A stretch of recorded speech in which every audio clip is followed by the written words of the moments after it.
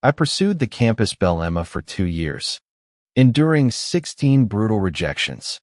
My reputation lay in ruins as the school's laughingstock, nearly costing me my life. During my final grand romantic gesture with artificial rainfall, she looked down at me with icy disdain. "Ethan, stop deluding yourself. I'd rather die than be with you."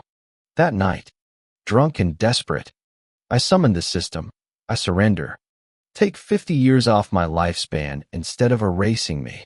But the system suddenly activated frowny face, host's rage meter maxed out. Target automatically switched. The next second, Emma's roommate Lily immediately blushed and tugged my sleeve, slumping into my Lamborghini's leather seat. I sighed. My phone screen reflected chiseled features, this Adonis-like face with sharp jawline and bedroom eyes. Why did Emma despise me so? My gym-toned physique and disciplined diet made me walking thirst trap material. My phone buzzed incessantly. Unlocking it revealed trending comments. "That rich kid's unhinged. Dropped 6 figures on some cringy proposal just to get smacked with his own roses. Silver spoon loser playing simp for views." 16th rejection? Mental illness. New notifications flooded in. Someone had live-streamed my humiliation. Over 1,000 mocking comments later, my breakdown climaxed at seeing Emma holding hands with Ryan crossing the street. Radiant smile plastered across her face. Ryan, her childhood savior, who nearly died last year until I chartered that air ambulance to save him. I should have celebrated his impending death. But watching Emma's tear-streaked face during his ICU days, "You rescued me from drowning. Don't leave me alone." Broke me. She'd become a ghost herself during those 3 vigil days. Had she died, my failed mission would have meant system termination. Even surviving, Ryan's martyr status as her first love made my pursuit impossible. When I funded his treatment, Emma froze me out. "Your choice to save him. Don't think it changes anything." The system demanded genuine affection, forcing me to compete fairly.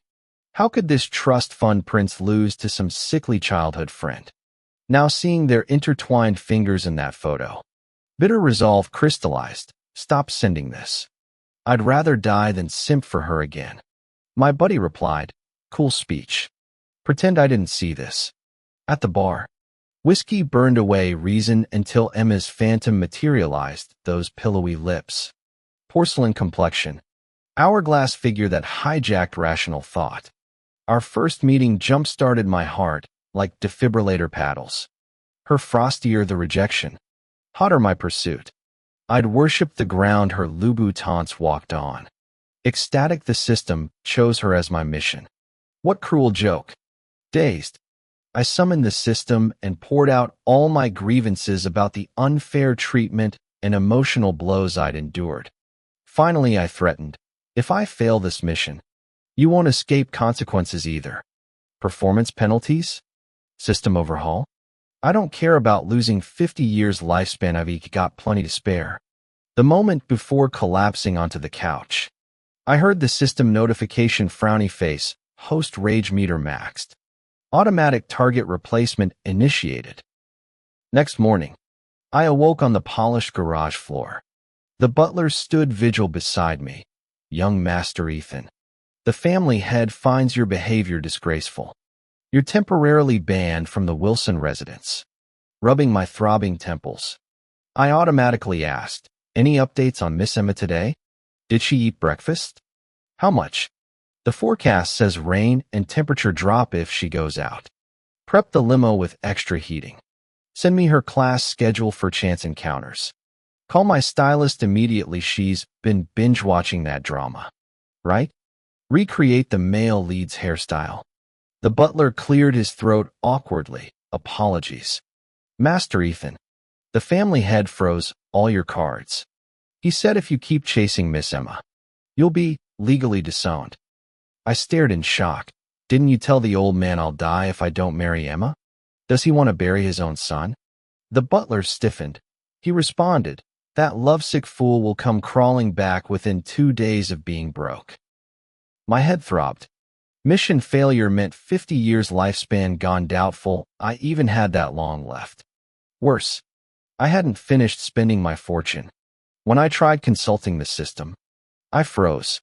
The target name had changed to Lily, Emma's roommate. The system mumbled frowny face, host detected sober. Yesterday's tirade triggered rage protocol, granting one-time target replacement. Subject: Lily exhibits exceptional business acumen with future CEO potential. Final opportunity: failure means termination. P.S. Please don't file complaints. Unbelievable. New target. Harsher penalties? But anything's better than chasing Emma. Freedom at last. Who'd keep pursuing her now? I recalled my few encounters with Lily. We attended the same university, her being Emma's dorm mate. During freshman orientation, fierce debates erupted over whether the campus queen title belonged to the aloof raven-haired beauty or the cheerful ponytailed girl. I'd secretly funded Emma's campaign, only for her to publicly denounce me. Ethan's actions don't represent me. Lily never seemed bothered, maintaining her signature calm demeanor like nothing could faze her. Once, while waiting for Emma under her dorm, I saw Lily sprint downstairs clutching a picnic basket. All those dishes were prepared by top chefs I hired, entirely customized to Emma's tastes. At the time, I angrily asked Lily why the food was in her possession. Her face flushed crimson as she stammered. Emma said she wouldn't return to the dorm today and told me to throw these away. But it seemed wasteful. May I eat them? If not, could I feed stray cats? My mind was elsewhere, consumed by thoughts of Emma's whereabouts. I dismissed her with vague responses. Only later did I recall her soft thank you as I walked away. Her voice had been soothingly melodic, like gentle raindrops. The second encounter happened at a concert featuring the pop star Emma adored. Though reluctant to accept my VIP tickets, she finally agreed on condition that I bring her entire dorm squad. Money solved everything. Amid deafening music and roaring crowds, I discreetly grasped Emma's hand during a tender ballad. She didn't resist. My heart soared, until Lily's honeyed voice pierced the darkness moments before lights flooded the arena. Your palms sweaty. Mine letting go? I froze, releasing her awkwardly after strained silence. That concert night marked my 15th confession attempt. I'd even pulled strings to get invited on stage by the singer, planning to declare my love before Emma's idol. But when my name echoed through the stadium, Emma had already fled, chasing her outside. I received a stinging slap. Her voice turned arctic. Ethan, stop this pathetic chasing. Even if you proposed on stage, I'd never date you. She sighed. I just want to graduate. Nothing you do will ever move my heart. We're fundamentally incompatible. My chest constricted as if ice daggers pierced it. Forcing a grin, I deflected with dark humor. No worries, I'll wait. Even if my heart shatters into QR codes, they'll still scan as I love you. As the car approached campus, our family butler cautioned. Young master, forced affections wither. Miss Johnson isn't worth emotional investment. Not even anger. I smirked. Don't worry, it ends today. He sighed skeptically. At the school gates, I witnessed Ryan laughing intimately with Emma. Spotting me, Ryan released her hand with calculated nonchalance. Morning, Mr. Wilson. Though shorter than me and still pale from recent illness, he stood defiant. Recovered? I asked coldly. He nodded. Thanks to your medical fund. My smile turned razor-edged. Then you repay me by stealing my girl? Consider that loan collecting interest. Ryan paled further. Emma, you borrowed from him? She frowned silently, shooting me puzzled looks. I shrugged. Wealth isn't my usual conversation starter. They just assumed they'd pay out of pocket? Not Ryan. Ryan Brown had signed a loan agreement overseas. Don't tell me you can't read English? His face flushed crimson as he turned to Emma for help. I remember those numbers, converted to 1,690,000 RMB. Emma cut straight to the chase, sneering at me. Enough. Ethan, what new demand do you have? Spit it out. I stated plainly, debts must be repaid. Ryan, are you trying to be a deadbeat? Ryan shuddered. And no. Ethan, I'll find a way, Emma finally snapped. Shielding the trembling Ryan. I'll cover it. Leave him alone from now on. Fine. Wire 100,000 first. I'm cash-strapped lately. Thanks to Emma. My father had frozen all my supplementary cards, leaving me broke. When I flashed my payment QR code, Emma's perpetually icy mask cracked with bewilderment. Give me 3 days. I'll get the full amount. TSK. I scoffed, shoving past them into campus. Lingering by the cafeteria, I spotted Lily trudging toward me. Her oversized parka swallowed her frame. Those luminous eyes stayed downcast. Brows knotted, teeth worrying her lip, every step radiating anxiety. I intercepted her with a grin. Lily, had breakfast? She blinked owlishly. Huh. I don't know where Emma is. My eyebrow twitched. Since when did she act scared of me? Softening my tone, I tried again. I'm asking about you. Let's eat together. She peered up pitifully. Can I say no? Obviously not. I tugged her toward the cafeteria, her bird-like wrist requiring zero effort to steer. What crap had she been eating? I grimaced at the menu. What'll you have? My treat. Instant reply, steamed bun. Plain soy milk. That's it. The breakfasts I prepared for Emma used to be bird's nest congee or crab roe dumplings stuffed with cordyceps, sometimes switching to Wagyu beef noodles or live blue crab ramen. At first Emma refused, then gradually surrendered to luxury, only to complain the congee was cold or the dumplings fishy. I had chefs redesign the entire menu. Yet she'd muse. Actually, the dumplings were better. To this day, I still don't know what she truly likes. Ask directly. And she'd shrug. It's fine.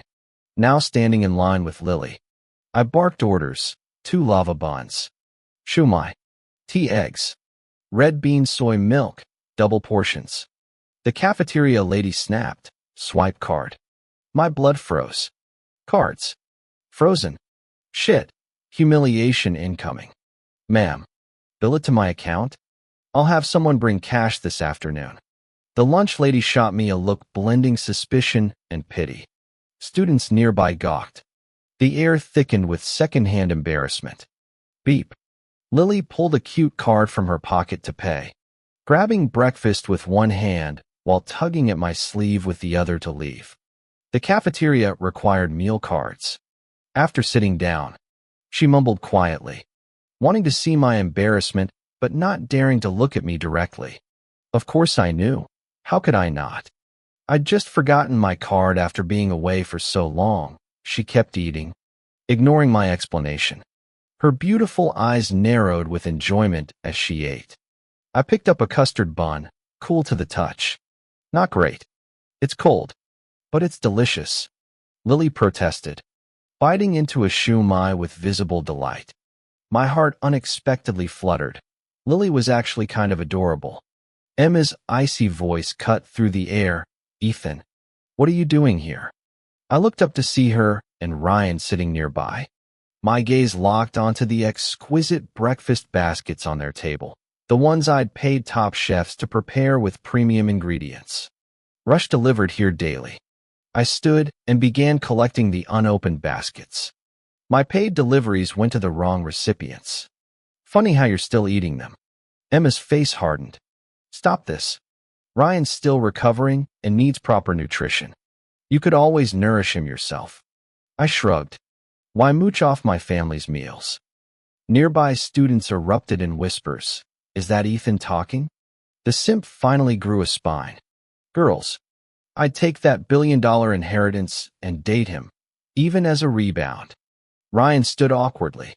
My apologies. Ethan, I didn't know these were meant for Emma. Don't apologize to him. Emma snapped, glaring at me. Enough. Ethan, stop forcing yourself into our lives. I ignored her, cheerfully opening the last basket to release fragrant steam. Placing it before Lily, I softened my tone. Try this while it's hot. Lily froze, eyes darting between me and the food, torn between surprise and panic. Ethan. Emma's voice trembled with suppressed anger.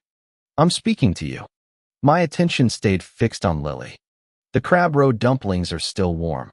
Emma stared blankly at our interaction, the first time I'd ever completely disregarded her presence.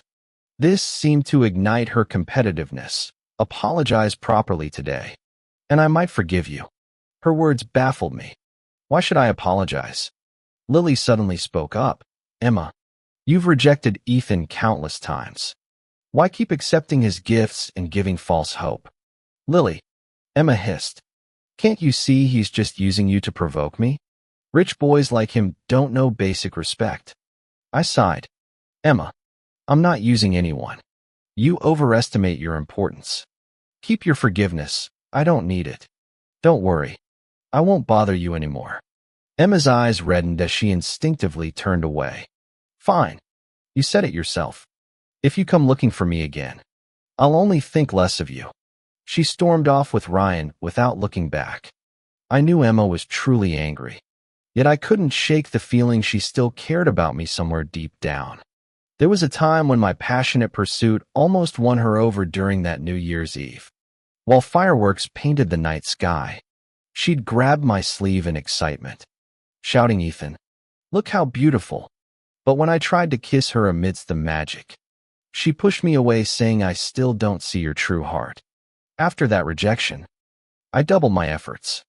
During our school hiking trip in the rain, Emma slipped on the muddy slope. I wrapped myself around her as we tumbled down, taking the full impact that fractured my right leg.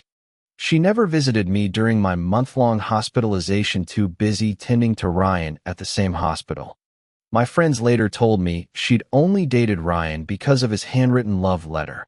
We should nominate you for a genius competition. They joked bitterly. Let the world see what obsession looks like. After classes, I waited for Lily outside her classroom.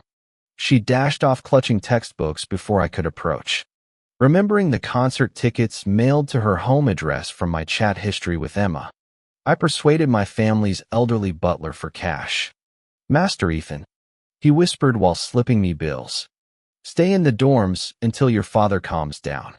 Armed with $200 and a $15 box of yellow cherries, I found Lily's weathered apartment in the historic district. The cracked white walls bore decades of weathering as I knocked. Coming, floated her voice through the door. When it opened, Lily froze mid-sentence. Ethan? Sunset rays caught in her wind-blown hair as she stood holding soil-streaked scallions. Thanks for speaking up for me this morning. I lifted the fruit bag. Mind if I come in? Her tidy living space contrasted sharply with the building's decay. Is that your classmate, Lily? Her mother's voice carried medicinal herb smells from another room. Be a dear and get the peanuts. Lily obediently brought roasted peanuts from the kitchen. Sorry, Mom's got mobility issues. Let me get you some water. Turns out she rushed back to cook for her mom. While waiting outside, I chatted with her mother, who spoke with gentle warmth, though occasionally coughing from what seemed like a cold. Strategies require patience. I resolved to start as friends with Lily first. After serving dinner, Lily hurried out again. Thank you for the fruits. Ethan, I've got things to do. Gotta go now. Her lips curved in a smile, eyes brimming with sincerity. I grabbed her arm. Where are you going? You haven't even eaten. She patted her peanut-stuffed pocket. These'll do. Just peanuts? That's not a meal. She checked the time anxiously. Really can't stay. My bus is coming. With that, she sprinted down the stairwell. Lily's always busy. When will she pause for romance? Here I stand, a perfectly decent guy, and she's utterly unfazed. My efforts today changed nothing. Wait, why the rush? Does she have a boyfriend? My chest tightened as I chased after her onto the bus. Shoved inside by the crowd, an older woman pressed uncomfortably close behind me, her scrutinizing gaze crawling upward with misplaced coyness. Using my height, I muscled through to grip the handrail above Lily. Lily. My murmur went unheard through her white wired earphones as she gazed serenely out the window. Compelled, I touched her shoulder. Our eyes met just as the driver slammed the brakes. Perfect timing.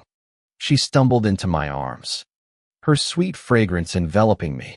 Careful, I rasped, throat oddly constricted. Crimson flooded her cheeks. Thanks, I hastily retreated half a step. Silence lingered until she offered one earphone with a questioning look. I accepted. Outside, traffic blurred past the sunset-streaked windows. Beyond the music, only our heartbeats remained audible. Handsome by destiny, genuine by nature. Following her off the bus, she preempted me. Sorry, Ethan. I can't help investigate Emma's affairs. I held her gaze. I didn't come for Emma. Then why? Her words dissolved, ears reddening again. Today's efforts showed progress, but I'd risked enough. Reputations are double-edged, once known for obsession, now pursuing authenticity. 3 weeks into this Lily strategy, we worked part-time at the beverage shop where I brutalized lemons. $1,000 salary? Are you kidding me? I fumed. Lily intercepted the cash, tugging my sleeve. Ethan, don't scold. The boss gave 200 extra. Her voice softened like honey dissolving in tea. I obediently shut my mouth. I'd grown much closer to her recently. Photos of me working part-time jobs got leaked online, with rumors spreading that my family had gone bankrupt and couldn't afford food. Schadenfreude ran rampant, with many praising campus Queen Emma for her foresight in escaping pseudo-wealth. I couldn't be bothered to explain. Thankfully, I'd long since blocked Emma. The family butler had verified everything and helped me submit the forgiveness petition. Seeing my silence, Lily smiled and brushed snow off my shoulder. Left money in your pocket. It's freezing. Get back to the dorm early. Lily, tomorrow at 7 p.m. under the campus cherry blossoms. I'll be waiting. She jerked her hand back, cheeks flushing crimson. What for? Something I need to tell you. The air thickened with unspoken tension as she fled to the bus. Back in my dorm, a wad of cash and a Snickers bar fell from my coat. I counted repeatedly exactly $1,500. This silly girl who skipped eggs for breakfast to save money. Gripping my phone tightly, I texted, "Brothers. Operation Go."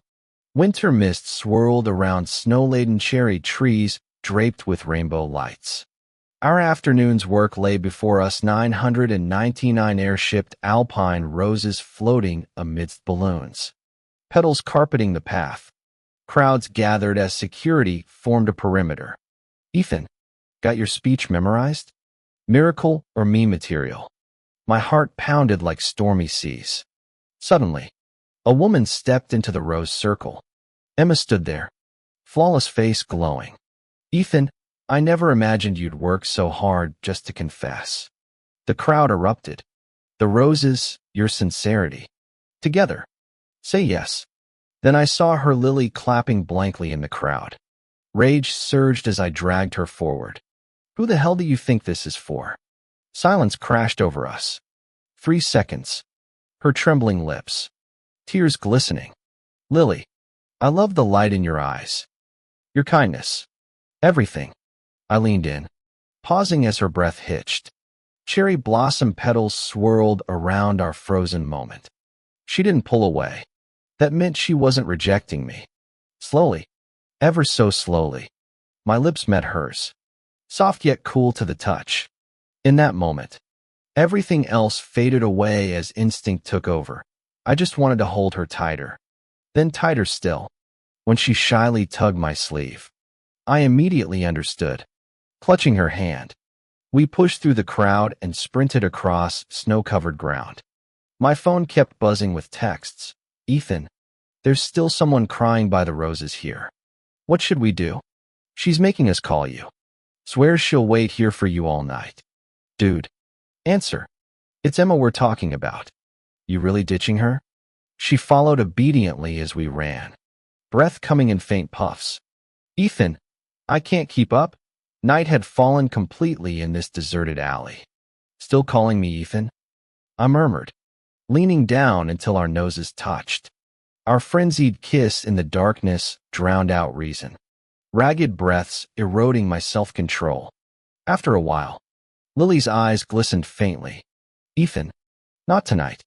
I need to go home." "All right." I smiled. "I'll walk you." The whole way back, I couldn't stop grinning. She kept glancing at me. "What's so funny?" "I'm happy. When you throw caution to the wind for someone, and they meet you with equal fire." Though I sensed Lily's lingering doubts, I believed time would prove my sincerity. At her doorstep, I kissed her cheek. "Lily, I'll pick you up tomorrow morning." Her reluctant smile mirrored mine. "Okay, I'll wait. Come in for some tea." We turned to see Lily's mother in a wheelchair by the bedroom door, frail figure drowning in winter clothes. Pallid face beneath a knit cap. My first time meeting her. "Lily, give us a moment."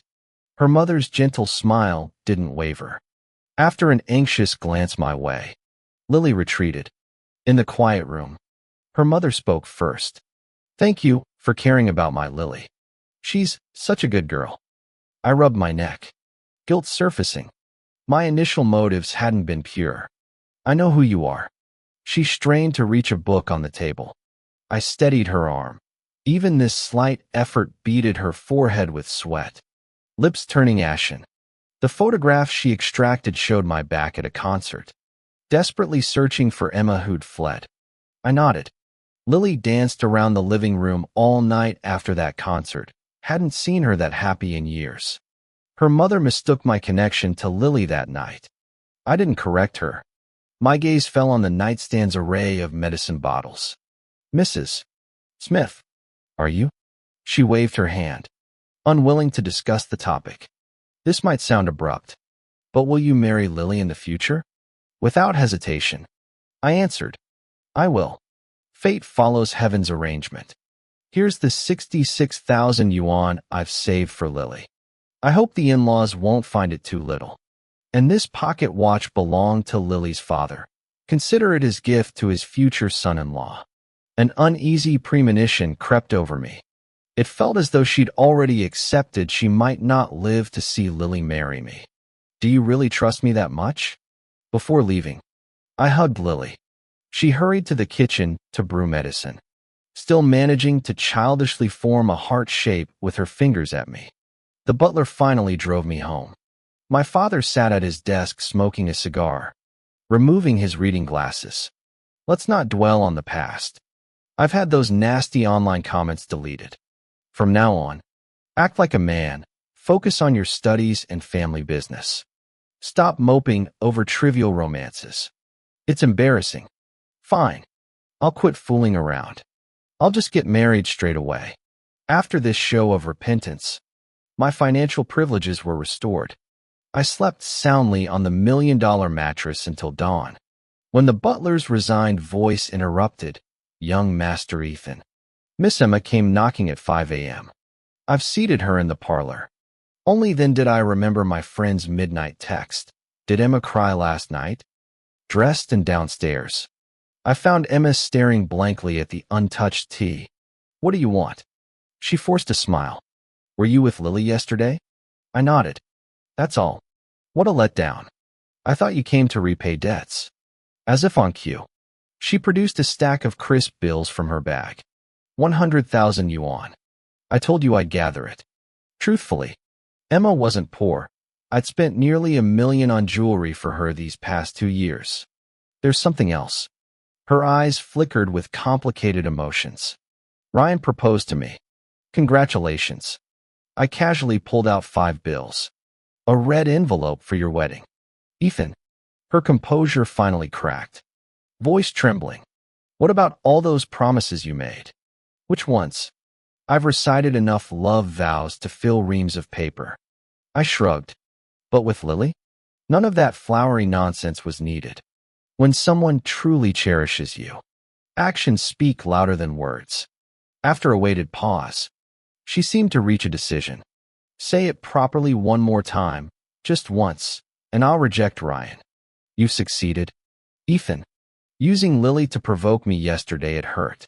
She stepped closer, tilting her face up, cradling my cheeks with tender hands. She whispered, "Let's stop torturing each other. I'm tired. Hold me." I pushed her away, checking my watch before turning to the butler. "Is the car ready? I need to pick up Lily." After getting in, the driver drove slowly. "Ethan, should we turn around now to pick up Emma?" I said no, and that we needn't consider her anymore. To outsiders, I'd pursued Emma for 2 years with grand gestures and heart-wrenching devotion. Why did I suddenly give up? Probably because Ryan always appeared whenever I was close to succeeding. I'd never been her first unwavering choice. She'd grown accustomed to it. The more desperately I clung, the harsher her rebukes became. When we reached Lily's apartment, the driver opened her door. "Good morning, Lily." She sat stiffly. "Ethan, why? What's wrong?" I noticed unprecedented seriousness in her expression. "Emma called me. She said she was at your place last night." "Ethan, I know you used me as leverage and won the bet. I won't scold you because I genuinely enjoyed our time together. But from now on, let's not see each other." She turned away, reaching for the door handle.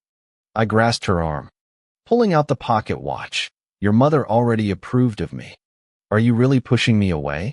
Her eyes instantly reddened. "Lily, I'm serious. I'll swear any oath. Post it online if you want." Gently pulling her closer, I embraced her soft warmth. "I'm sorry. I'll never leave you alone again." Lily wrapped her arms around my waist, hot tears trickling into my collar. I remembered the butler's words. Lily's father died young, though their family had been comfortable. When her mother developed terminal illness, she'd planned to commit suicide to preserve assets for Lily's future. Lily discovered this and threatened self-harm unless her mother sought treatment. Thus began years of exhausting medical battles draining savings despite slim odds. She worked part-time while contacting hospitals worldwide, receiving only rejections. No wonder she'd always looked so worn out, constantly rushing somewhere. But now, she had me. At the graduation gala 2 months later, Ryan returned the $169,000 he owed me. He smugly held Emma's waist, shedding his former meekness. Our love survived middle school through college's turbulence. Finally, we made it. You all must attend our wedding. Most classmates offered congratulations, though some watched my reaction. Standing apart, I smiled serenely. As Ryan held court, Emma unexpectedly approached. She clinked her glass against mine. "Long time no see." I raised an eyebrow. "Such a cliché opener, unlike you." She leaned closer, whispering, "Ethan, 2 months already. Not bored yet?" Understanding dawned. I stated plainly, "Apologies. We're getting married." Her hand trembled, wine sloshing in the suspended glass. After taking a deep breath, Emma's red lips curved into a smile. "Ethan, stop fooling around. Consider your relationship with her as punishment for my lack of resolve. Now, aren't you going to comfort me?" Though she smiled, her tone carried a pleading edge. Before I could respond, Ryan stormed over with a dark expression. Emma's composure shattered as she demanded again. "Ethan, are you really marrying Lily? Answer me. Were all your previous promises lies? I don't believe this. I won't accept it. You swore before God." Her bright eyes welled with tears as she stared at me, the gathering crowd intensifying the tension. "It's already over." My words were cut short by Ryan's sudden punch. Before I could recover, he aimed a kick at my groin. I barely dodged, the blow landing on my thigh instead. "Who the hell do you think you are, Ethan?" Ryan sneered, his eyes glinting maliciously. "Playing the big shot? You're nothing but a pretentious bastard." Rage surged through me. We crashed to the floor in a chaotic grapple. But Ryan had planned this. Snatching a baseball bat from nearby, he swung it at my head with terrifying force. I twisted away, the metal rod cracking against my back instead. Agony ripped through me as I crumpled to the ground. the world dissolving into shouts and chaos. No one dared intervene as Ryan raised the bat again. Emma's desperate pleas ringing through the room. "Get lost. All of you," Ryan barked, madness twisting his features. "He brought this on himself. Emma never chose you before, and she never will. She's mine." The bat whistled downward, only to meet Lily's body as she threw herself over me. Her pained cry jolted me to action. Blind fury consumed me. I tackled Ryan, fists pounding flesh with primal intensity. It took 3 men to drag me off him. Cradling Lily, I raced to the hospital, relief flooding through me when the doctors confirmed minor injuries. The bat's final strike had been weakened by Emma clinging to Ryan's arm, though I'll never know why. Later in the interrogation room, Ryan's cracked laughter echoed. "I should have died that day." He spat. "Then Emma would remember me as her hero forever. But you had to play savior and steal my woman." His voice broke. "She loved me, sold everything to get me that $169,000. But after giving the money, she left. Our years together, erased by cash. She was going to say yes to my proposal. You poisoned her mind, saved me just to manipulate her. Didn't you?" I walked out mid-rant. Emma sat slumped outside, shadows under her eyes. "I deserve this," she murmured. "Just go." I nodded, turning away. Whatever reasons she had, I didn't care to hear them anymore. "Ethan."